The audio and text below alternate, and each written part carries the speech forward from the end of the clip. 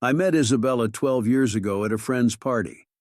It was one of those summer nights when everything seems a bit more magical and the air is filled with possibilities. She was standing by the pool, laughing with a group of people, her long blonde hair catching the moonlight just right. I was immediately drawn to her. There was an energy about her that was irresistible. We started talking and hit it off right away. She was a fitness enthusiast, a trainer at a local gym, and I was an accountant at a mid-sized firm. Our relationship progressed quickly. We were in sync, from our love for early morning runs to our passion for Italian cuisine.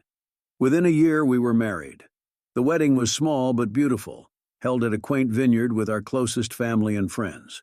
It felt like a fairy tale, and for a long time it was. We settled into married life with ease. Isabella continued to work as a fitness trainer, building a solid client base and even starting her own fitness blog. I moved up the ranks at my firm, becoming a senior accountant. We bought a house in a nice neighborhood, and 3 years into our marriage, we welcomed our son Jacob. 2 years later, our daughter Jennifer was born. Life was busy but fulfilling. Our days were packed with the usual chaos of raising young children. There were playdates, soccer practices, ballet recitals, and the never-ending cycle of school activities. Through it all, Isabella remained dedicated to her fitness career. She worked early mornings and late evenings, juggling her clients' schedules with the demands of motherhood. I admired her dedication and often bragged about her to my colleagues. We were the picture-perfect family, or so I thought. It wasn't until our 10th year of marriage that I began to notice changes. They were subtle at first.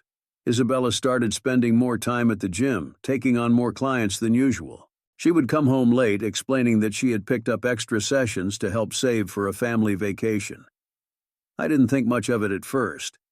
After all, she was passionate about her job, and her clients adored her. However, as the months passed, her behavior became more erratic. She seemed distant, often lost in thought, and her phone was always glued to her hand. She became increasingly secretive, stepping out of the room to take calls and becoming defensive when I asked who she was talking to. Our conversations, once filled with laughter and shared dreams, turned into mundane exchanges about schedules and logistics. One evening, as I was putting the kids to bed, I noticed Isabella texting someone, a smile playing on her lips. When she saw me looking, she quickly put her phone away, her expression turning guarded. My heart sank. I wanted to believe that it was nothing, that I was overreacting, but the seed of doubt had been planted.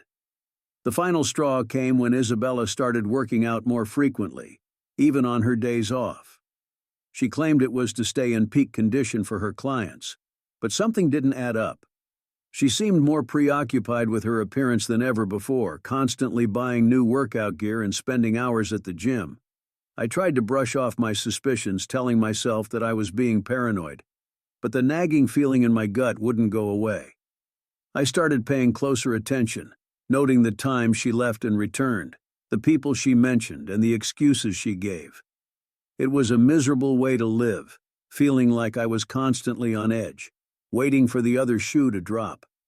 The more I observed, the more convinced I became that something was wrong. Isabella's mood swings grew more intense, and our once vibrant intimacy dwindled to almost nothing. She avoided my touch, turning away from me in bed and making excuses to avoid any closeness. Our once strong connection felt like it was unraveling, thread by thread. I knew I had to find out the truth, no matter how painful it might be. The thought of confronting Isabella terrified me, but living in a state of uncertainty was even worse. One morning, Isabella and I left the house together. She was getting ready to head to the gym, her usual early morning routine. I had the day off and told her I planned to go grocery shopping and maybe do some yard work. She kissed me goodbye, a quick peck on the cheek, and headed out. But today was different. I had a plan. My suspicions had been eating away at me and I needed to know the truth. So after she drove off, I waited a few minutes before getting into my car and following her. I kept a safe distance, making sure not to be noticed. She drove straight to the gym, as expected. I parked a bit away from the entrance and watched her go inside. I didn't have a pass to the gym, so going inside wasn't an option. I waited outside, my heart pounding, trying to think of a way to confirm my suspicions. After about an hour, Isabella emerged from the gym, not alone, but with a man I recognized from some of the photos on her phone, a successful investor named Mike. He was one of her clients, and I had seen his name pop up more often than seemed necessary. They walked together, talking and laughing, clearly comfortable with each other. I followed them discreetly as they walked through the bustling city streets. They seemed oblivious to the world around them, completely absorbed in their conversation. My mind raced as I wondered what their relationship really entailed. After a few blocks, they entered an upscale apartment building. My heart sank. I knew I had to find a way to follow them inside. I parked my car nearby and waited, observing the building closely. Luckily, the elevator was on the side of the building with transparent windows, allowing me to see which floor they were heading to. I watched as the elevator ascended, counting the floors until it stopped at the 8th. I approached the building cautiously, using the opportunity when another resident entered to slip in behind them. My heart pounded as I made my way to the elevator, pressing the button for the 8th floor. As I stepped out of the elevator, I noticed it had started to rain, leaving wet footprints on the polished floor. I carefully followed the wet footprints, which led me to an apartment at the end of the hall. The door was slightly ajar, and I could hear muffled voices inside. Apparently, this investor, in a fit of passion, forgot to close the door behind him. My heart pounded in my chest as I pushed the door open wider and stepped inside quietly. The apartment was luxurious, with expensive furnishings and a panoramic view of the city. I followed the voices, moving cautiously through the hallway. As I approached the bedroom, the voices became clearer, and my worst fears were confirmed. There on the bed were Isabella and Mike, locked in a passionate embrace. I stood frozen for a moment, unable to process what I was seeing. Then the anger and betrayal hit me like a tidal wave. I stormed into the room, my voice shaking with rage. "What the hell is going on here?" I yelled. Isabella and Mike sprang apart, shock and guilt written all over their faces. Isabella tried to cover herself with a sheet, her face turning pale. "James, what are you doing here?" she stammered, as if she couldn't believe what was happening.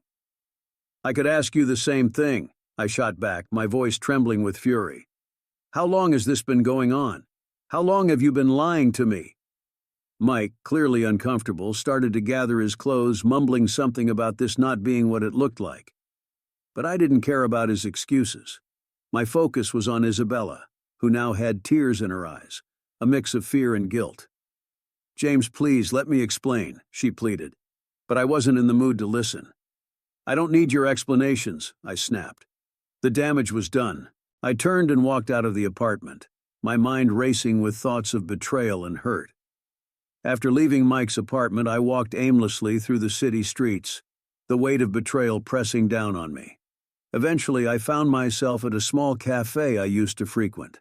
The place was comforting in its familiarity, and I hoped it might help clear my head.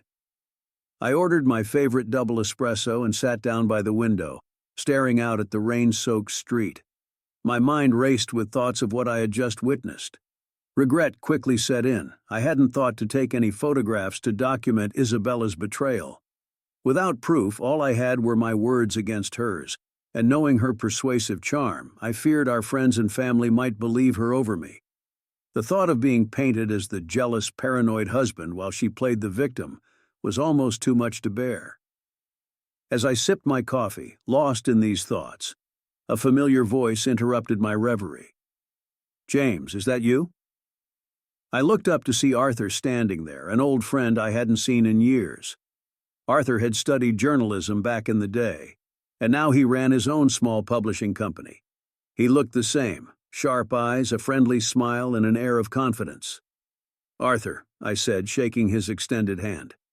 "It's been a while." Arthur slid into the seat across from me, studying my face. "You look like you've seen a ghost, mate. What's going on?" I sighed heavily, the weight of the situation pulling me down. "It's a long story," I began, but to cut it short, I just caught Isabella cheating on me. Arthur's eyes widened in shock. "No way, Isabella, I can't believe it. How did you find out?" I recounted the whole sordid tale, following her to the gym, seeing her with Mike, sneaking into the apartment and finding them together. Arthur listened intently, shaking his head in disbelief. "Man, that's rough," he said when I finished. "But what are you going to do about it?" Without proof, it's your word against hers. Exactly, I said, frustration evident in my voice. She could easily turn this around and make me look like the bad guy. Everyone might believe her. Arthur was silent for a moment, then leaned forward, a glint of mischief in his eyes. You know, he said slowly, you could turn the tables on her. What if we published your story? Get it out there for everyone to see. No one can ignore it if it's in black and white. I stared at him, taken aback. Publish my story? Are you serious? Why not? Arthur said. It could be a great piece, personal, raw, and real. People love that kind of thing. Plus, it might be just the thing to boost my company right now. We've been in a bit of a slump, and a story like this could draw a lot of attention. I considered his proposal, my mind racing. Publishing the story would expose Isabella and Mike, making their affair public knowledge. It would certainly shake things up, but it also felt risky. I could see the appeal, though, the chance to tell my side of the story, to make sure everyone knew the truth. But is it safe? I asked, voicing my concern. What if they try to sue you or me for defamation or something? Arthur shrugged. There's always a risk. But if you're telling the truth, we can defend it. Besides, these kinds of personal stories are usually hard to contest. People have a right to know what's going on in their community, especially when it involves public figures like Mike. The more I thought about it, the more the idea appealed to me. This wasn't just about revenge. It was about reclaiming my dignity and ensuring that Isabella and Mike faced the consequences of their actions. If we did this right, it could be a powerful way to set the record straight. All right, I said finally, feeling a strange mix of apprehension and excitement. Let's do it. Let's publish the story. Arthur grinned, clapping me on the shoulder. That's the spirit, James. Let's get started on this right away. The sooner we get it out there, the better. As we discussed the details, my mood began to lift. For the first time since discovering Isabella's betrayal, I felt like I had some control over the situation. Arthur and I continued to discuss the plan, sketching out the details of how we would approach publishing the story. We needed it to be compelling, raw, and real, capturing the full extent of the betrayal and the emotions that came with it. Arthur suggested we focus on the timeline of events, how Isabella and I met, our marriage, the early signs of trouble, and the final discovery. He emphasized the need to be honest and unfiltered, to let readers connect with the pain and betrayal I felt. As we wrapped up our discussion, I glanced at my watch. I need to pick up the kids from school, I said, standing up, but I'll start working on an outline tonight. Arthur nodded, shaking my hand firmly. Take your time, James. Just make sure it's detailed and from the heart. We'll turn this into something powerful. With that, we said our goodbyes, and I headed out of the cafe, my mood significantly lighter than it had been earlier. The thought of exposing Isabella and Mike, of making sure everyone knew the truth, filled me with a renewed sense of purpose. I drove to the school and picked up Jacob and Jennifer. They were full of stories about their day, and I listened with a smile, trying to keep my focus on them despite the turmoil inside me. Once we were home, I served them the soup I had prepared in the morning, watching as they ate and laughed, their innocent joy a stark contrast to the chaos in my mind. After dinner, I retreated to my study, the events of the day replaying in my head. I sat at my desk, pulled out a notebook, and began to write. The words flowed easily, the emotions pouring out of me as I recounted the story from the beginning. I wrote about how Isabella and I met, the early days of our marriage, and the birth of our children. I detailed the gradual changes in her behavior, the growing suspicions, and the painful discovery. Hours passed as I wrote, lost in the memories and the pain. The story took shape, becoming a narrative of love, betrayal, and heartbreak. My pen moved swiftly, the pages filling up one after another. I described the moment I followed her to the gym, the sight of her with Mike, and the confrontation in his apartment. I didn't hold back, pouring all my anguish and anger onto the paper. Around 9 p.m., Isabella returned home. She peeked into the study, her expression tentative. James, can we talk? I didn't look up, my focus on the words in front of me. Not now, Isabella, I'm busy. She hesitated, then left, her footsteps echoing softly down the hallway. I continued to write, driven by a need to get everything out, to make sure every detail was captured. Finally, I sat back, the last page of my notebook filled. I had written over 20 pages, detailing every moment, every emotion. It was raw and unfiltered, a true account of what I had experienced. The weight on my chest felt lighter, the act of writing a cathartic release of the pain and betrayal. As I prepared for bed, I couldn't help but think about the future. This story would change everything. It would expose Isabella and Mike, but it would also start a new chapter in my life, one where I wouldn't be defined by betrayal but by my strength and resilience. With these thoughts in mind, I finally drifted off to sleep, ready to face whatever came next. The next morning, I woke up with a sense of purpose. I didn't bother with breakfast or the usual pleasantries. I had one goal in mind: to see Arthur and finalize the story for publication. The kids were still asleep and Isabella was nowhere to be seen. I left a quick note for the kids and headed out. Arthur had mentioned that he would be spending the entire day at his studio working on various projects. His studio was a small, cozy place filled with books, manuscripts, and all the tools of his trade. It was the perfect environment for the task at hand. I arrived at the studio and knocked on the door. Arthur greeted me warmly, his expression serious but encouraging. "Morning, James. Ready to get to work?" "Absolutely," I replied, handing him the notebook. "Let's make this happen." We sat down in his cluttered office, surrounded by the hum of creativity. Arthur began by reading through the story I had written. His eyes scanned the pages, occasionally nodding or making a note in the margins. When he finished, he looked up, a determined look in his eyes. "This is powerful stuff, James. It's raw, honest, and deeply moving. This will make a fantastic article," he said. "But we'll need to tweak it a bit for publication. Shorten some parts, expand on others, and add a few embellishments to draw readers in. But don't worry, we'll keep the key points intact." We spent the next several hours refining the story. Arthur guided me through the process, suggesting edits and adjustments. We trimmed the excess, ensuring the narrative remained compelling without being overwhelming.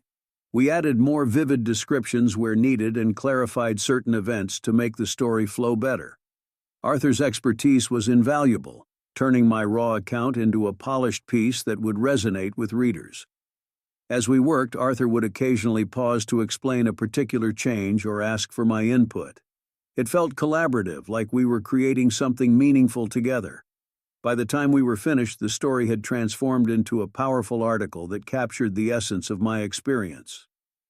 "This is it," Arthur said, leaning back in his chair. "It's ready for publication, but we need to make a deposit for the printing costs. Are you okay with that?" "Of course," I replied, reaching for my wallet. I handed Arthur the necessary funds, feeling a mix of excitement and apprehension. This was really happening. My story was about to go public. Arthur took the money, giving me a reassuring smile. "We'll get this published and distributed. Trust me, James, people are going to read this and understand what you've been through. It's going to make a difference." With the article ready and the deposit made, we finalized the plans for publication. Arthur promised to keep me updated on the progress and let me know as soon as the article was printed. Leaving the studio, I felt a sense of accomplishment. The story was out of my hands now, and soon, everyone would know the truth. Later that same day, my phone rang. It was Arthur. "James, just wanted to let you know the article will be published in 4 days. It'll be in the newspaper and online." "Thanks, Arthur," I replied, feeling a mix of anticipation and relief. "I appreciate everything you're doing. I'll keep you updated on how things unfold once it's out." Arthur assured me that he'd be monitoring the reaction and would keep me informed. After we hung up, I felt an unexpected calm settle over me. The truth was going to come out and there was no turning back. But instead of anxiety, I felt a strange sense of peace. The burden of secrecy had been lifted. Determined to make the most of the next few days, I focused on my children. We spent the weekend at the water park, laughing and enjoying ourselves. Isabella noticed my improved mood and asked, "What's going on with you? You seem different, almost like you've forgiven me." I smiled, though it didn't reach my eyes. "I did everything I could. Now I can have some fun," I replied enigmatically. The kids had a blast, and for a brief moment it felt like we were a normal, happy family again. In the evening, after putting Jacob and Jennifer to bed, Isabella and I sat down for a talk. "How are things with Mike? How's the training going and the extracurricular activities at his apartment?" I asked casually. Isabella's face flushed with indignation. "It was a misunderstanding, James. It won't happen again. How can you talk about it so calmly?" I looked at her, my expression neutral. "You must have enjoyed it since you went to see him." She didn't know how to respond, her eyes wide with guilt and confusion. I reached out and patted her hand, trying to keep my tone soothing. "Don't worry, Isabella. Everything will change soon." She looked even more bewildered, but I didn't elaborate. I went to bed early, knowing that the next day would mark the beginning of a new chapter. The article was about to be published, and with it, the truth would come out. As I lay in bed, I reflected on the journey that had brought me to this point. From the first suspicions to the heartbreaking discovery, and now to the imminent exposure of the affair. It had been a tumultuous ride, but I felt ready to face whatever came next. In the morning, I woke up with a sense of anticipation. The article was due to be published, and soon the whole world would know the truth about Isabella's betrayal. I checked my phone for any messages from Arthur, but found none. He had promised to update me once the article was live. I went about my day with a quiet determination, spending time with the kids and preparing for the inevitable fallout. Isabella seemed more on edge than usual, sensing that something was about to happen but unsure of what. She tried to talk to me a few times, but I kept my responses brief and non-committal. By the evening, I felt the tension mounting. I knew it was only a matter of time before the article went live and the reactions started pouring in. Isabella's unease grew, but she didn't press me for answers, perhaps sensing that she wouldn't like what she heard. I sat down at my computer, refreshing the newspaper's website periodically, waiting for the article to appear.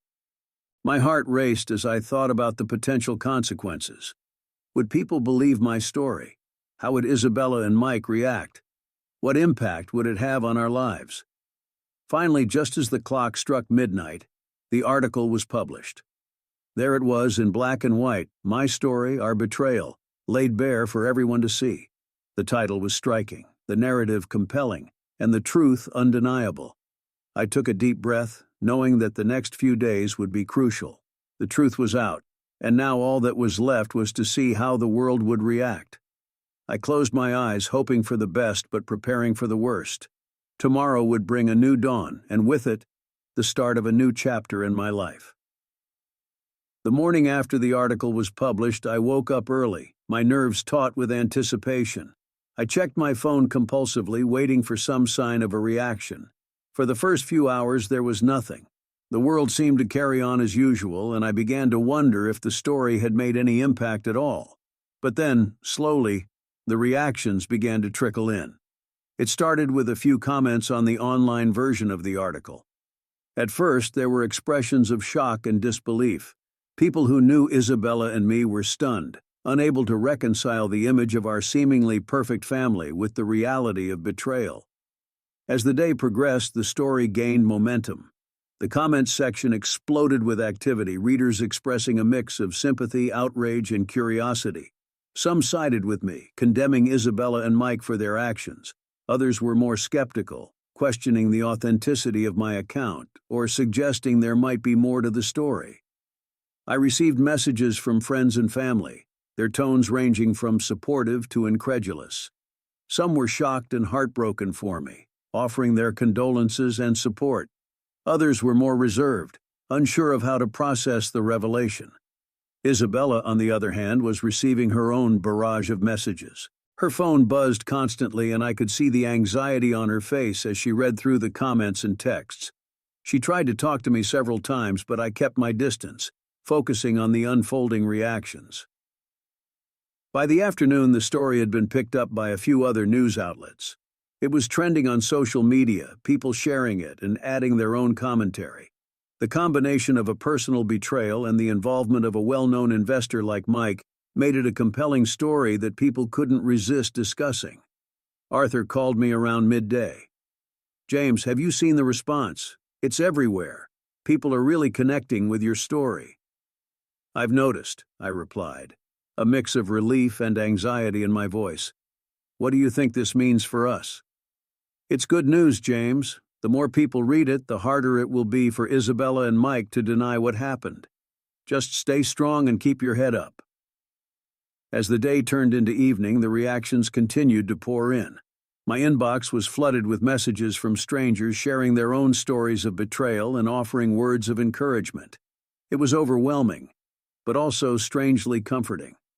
I wasn't alone in my pain. Others had been through similar experiences and come out the other side.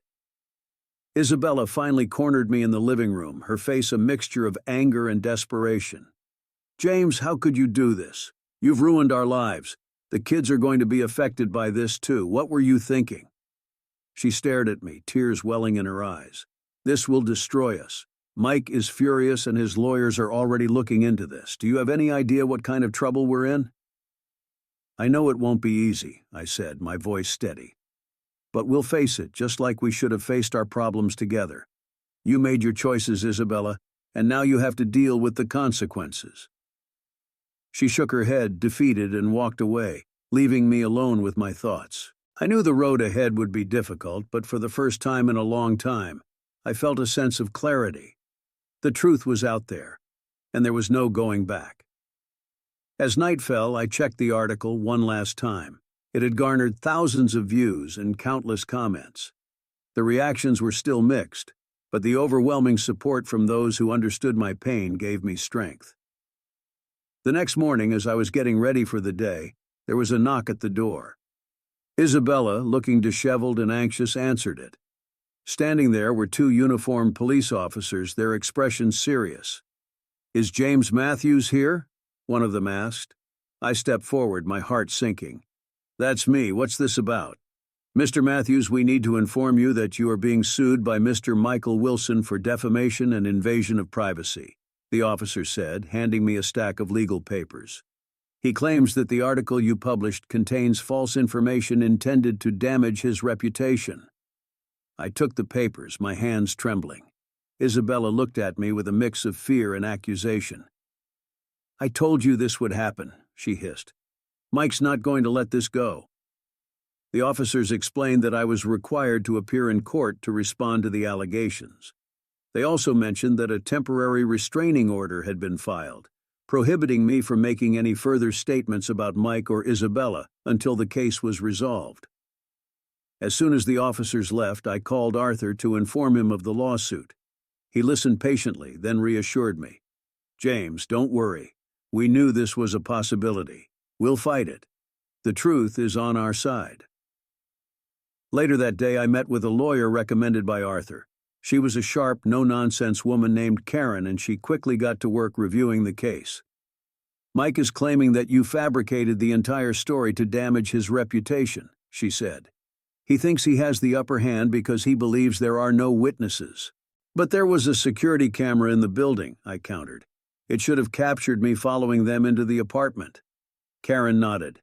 "We'll subpoena the footage. If it shows you entering the building and going up to his floor, it will help prove your account." We filed a motion to obtain the security footage from Mike's apartment complex. Meanwhile, Arthur's publishing company stood by the story, refusing to take it down despite the legal threats. The article continued to gain traction, with more and more people reading and sharing it. A few days later, Karen called me with some good news. "We've got the security footage. It clearly shows you following Mike and Isabella into the building and going up to his apartment. This will be crucial evidence. However, the footage alone might not be enough to sway the court. We needed a witness, someone who could corroborate my account of what happened inside the apartment." That's when a surprising development occurred. As the police reviewed the footage, they noticed something interesting. Just before I entered the elevator, a little girl, the daughter of Mike's neighbors, had peeked into Mike's apartment. Her curiosity had led her to witness the scene inside, and she had run away quickly, clearly distressed by what she saw. The police tracked down the girl and her parents. The girl, named Emma, was shy but honest. When questioned, she described seeing Mike and Isabella together in a way that confirmed my story. Emma's parents agreed to let her testify in court, providing us with the crucial witness we needed. The day of the court hearing arrived. I sat in the courtroom feeling a mixture of anxiety and determination. Mike's lawyer presented his case first, arguing that I had fabricated the story out of jealousy and a desire to ruin Mike and Isabella's reputations. They claimed there was no evidence to support my accusations and demanded that the article be removed and I pay damages for defamation. Then it was our turn. Karen presented the security footage, showing me entering the building and going up to Mike's apartment. She emphasized that the footage alone confirmed my account. But the most powerful moment came when Emma took the stand. The courtroom fell silent as the young girl, clutching a small teddy bear for comfort, described what she had seen. She spoke softly but clearly, recounting how she had peeked into Mike's apartment and witnessed the compromising situation between him and Isabella. Mike and the lady were hugging and kissing, Emma said, her innocent voice carrying weight in the courtroom. They looked really close and then I got scared and ran away. Mike's lawyer tried to discredit her testimony, but Emma's sincerity and the corroborating evidence from the security footage made their case weak. The judge listened carefully, taking notes and occasionally glancing at Mike, who sat stiffly, his confidence waning. After both sides presented their arguments, the judge took a recess to review the evidence. The tension in the courtroom was palpable as we waited for the verdict. Isabella avoided my gaze, her face pale and drawn. After both sides presented their arguments, the judge took a recess to review the evidence. The tension in the courtroom was palpable as we waited for the verdict. Isabella avoided my gaze, her face pale and drawn. Finally, the judge returned and took his seat. He cleared his throat and began to speak. After reviewing the evidence, including the security footage and the testimony of the witness, it is clear that Mr. Matthews' account of the events is credible. The lawsuit brought by Mr. Wilson is dismissed. A collective sigh of relief filled the room. The judge continued. Furthermore, the court finds no grounds to order the removal of the article. The publication stands and Mr. Matthews is free to express his experiences. Mike's face turned red with anger and embarrassment as the realization hit him. His attempt to silence me had failed. The article remained online, continuing to gain traction and exposing the truth to an even wider audience. As we left the courtroom, Karen shook my hand firmly. "You did great, James. This was a big win. Now you can move forward." Isabella, looking defeated, approached me. "James, I'm sorry. I didn't think it would go this far." I looked at her, my expression a mix of sadness and resolve. "It did go this far, Isabella, and now we all have to live with the consequences." The next few days were a whirlwind of reactions and emotions. The article's popularity soared, drawing attention from other media outlets and sparking conversations about betrayal and accountability. Strangers reached out to me, sharing their own stories of infidelity and offering support. I felt a sense of solidarity and validation, knowing that my experience had resonated with so many people. Arthur called me to discuss the future. "James, the response has been incredible. People are really connecting with your story. We could expand on this, maybe even turn it into a series or a book. What do you think?" I considered his proposal, feeling a new sense of purpose. "I think it's a great idea, Arthur. If sharing my story can help others, then it's worth it." With the lawsuit behind us and the truth exposed, I felt a renewed sense of hope. There were still challenges ahead, navigating the fallout of my marriage, supporting my children through the changes, and rebuilding my life, but I was ready to face them head on. As the days passed, the support from friends, family, and even strangers gave me strength. The article continued to gain traction, and the truth remained undeniable. Mike's attempt to silence me had backfired spectacularly, and I emerged stronger for it. In the end, the truth had set me free. The journey was far from over, but I knew that I had the resilience and determination to keep moving forward. With the support of those who believed in me, I was ready to embrace whatever came next. After both sides presented their arguments, the judge took a recess to review the evidence. The tension in the courtroom was palpable as we waited for the verdict. Isabella avoided my gaze, her face pale and drawn. Finally, the judge returned and took his seat. He cleared his throat and began to speak. "After reviewing the evidence, including the security footage and the testimony of the witness, It is clear that Mr. Matthews's account of the events is credible. The lawsuit brought by Mr. Wilson is dismissed." A collective sigh of relief filled the room. The judge continued, "Furthermore, the court finds no grounds to order the removal of the article. The publication stands and Mr. Matthews is free to express his experiences." Mike's face turned red with anger and embarrassment as the realization hit him. His attempt to silence me had failed. The article remained online, continuing to gain traction and exposing the truth to an even wider audience. As we left the courtroom, Karen shook my hand firmly. "You did great, James. This was a big win. Now you can move forward." Isabella, looking defeated, approached me. "James, I'm sorry, I didn't think it would go this far." I looked at her, my expression a mix of sadness and resolve. "It did go this far, Isabella, and now we all have to live with the consequences."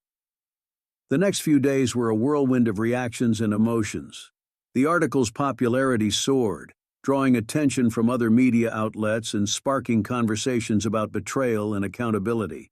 Strangers reached out to me, sharing their own stories of infidelity and offering support.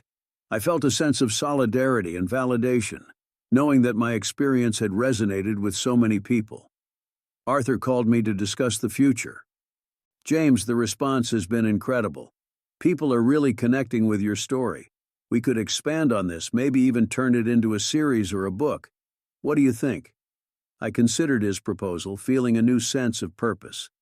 "I think it's a great idea, Arthur. If sharing my story can help others, then it's worth it." Having finished the conversation, I started getting dressed. I needed to take the children to school, after which I went to that cafe to drink my favorite double espresso.